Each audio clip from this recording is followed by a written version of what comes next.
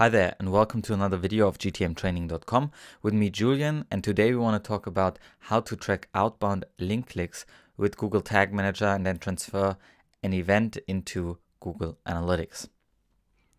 Before we get started, these little videos are as always brought to you by gtmtraining.com, and if you are a complete beginner to Google Tag Manager, I've put together a 5-day free email course which you can take at gtmtraining.com/email course.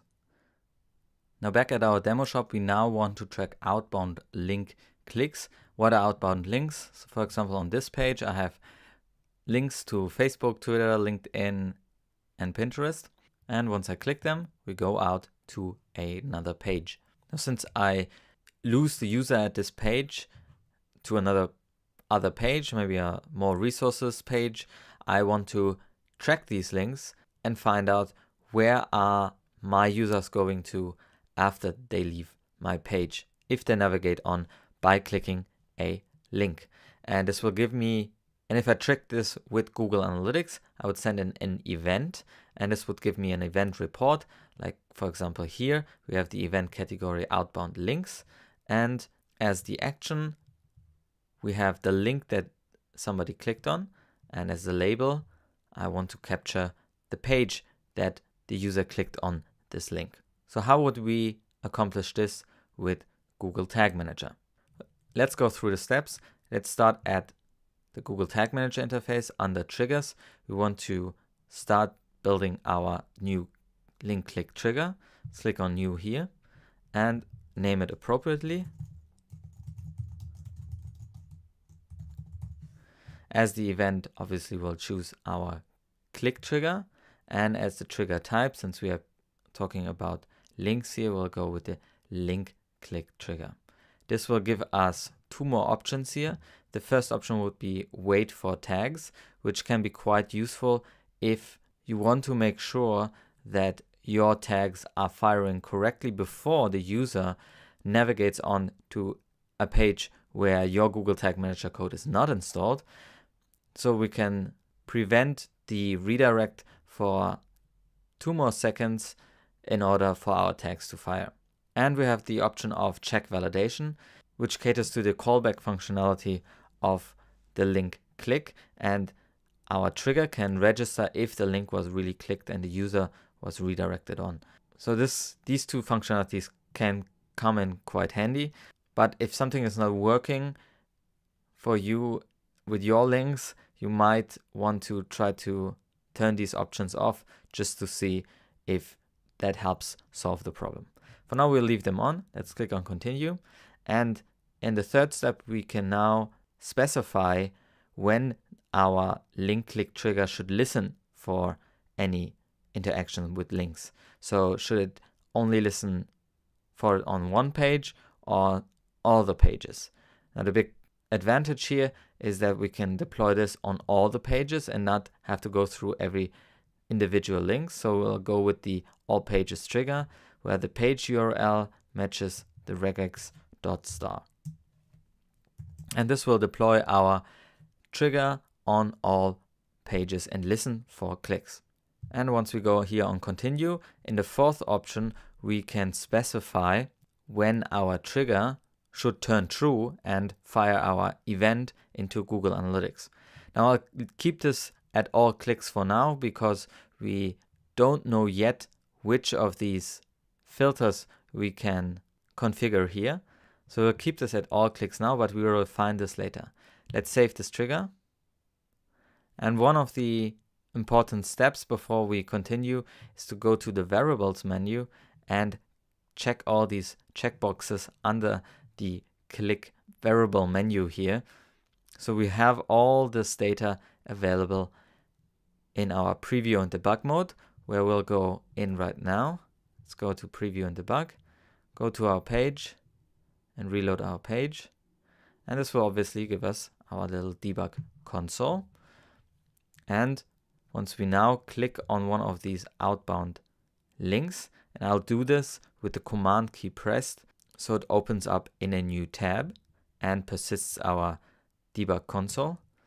We'll see right now that there are some events in here, which are the GTM link click And once we click on them, nothing has fired yet because we don't have our tag attached to our trigger yet. But what it will give us is the capability to look into the variables and see what variables and what information is available once we click our link. And we have our activated variables, which are the click variables here. And we can see what information each link click has available here. Now the important part is we want to distinguish between internal links and external links, because when I click on an internal link, it also fires a GTM link click, and we also have information available in the variables, but it differs from our other GTM link clicks. We have different information available, and we can filter down and say that when we look at these different variables, the click URL is changing, and external links have the property that the click URL doesn't contain any reference to our demoshop.com, which is our domain, but any internal links would have that reference built into their click URL. So we can use this as a filter in our trigger. Let's go back to Google Tag Manager, into our trigger. And now we can refine this trigger in the fourth option here to only turn true upon some clicks, which will run the evaluation if our click URL does not contain any reference to demoshop.com. And that way it will only fire when our click URL doesn't contain any reference to our internal site, but only when somebody clicks on an external link. Now let's save this trigger and attach our trigger to a tag. So let's go over to our tag menu, click on New, and this will be a Google Analytics tag, an event tag for outbound links. As a tag template, we choose Google Analytics. We have Universal Analytics installed, and our tracking ID is already stored in a variable, so we don't have to type this in again. And as a track type, we want to send over an event. Now as a category, I'll choose outbound links. And the action we want to now dynamically fill with whatever link somebody clicked on. So we'll fill it dynamically with the click URL. And as a label, we also want to know which page this link was on.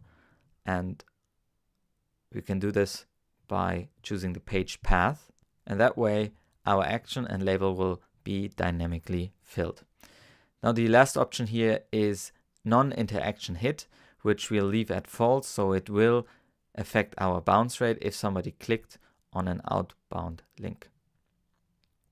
Let's continue this, and in the fourth step, choose our predefined trigger, which is our outbound link click trigger. Let's save this, create this tag, and refresh our preview in debug mode.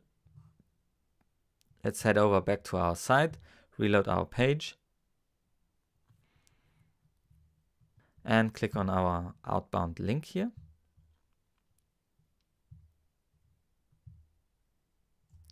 And we see that we have a event firing upon our outbound links here, which means our trigger works fine. If we do a negative test, for example, we click on an internal link, which results also in a GTM link click, we see that no tags are fired upon this interaction. So our click trigger is working, and it is firing our GA event tag. Now to make sure that everything is working correctly, let's go over to Google Tag Manager and actually look into our real-time reporting under events to see if we have new events came in.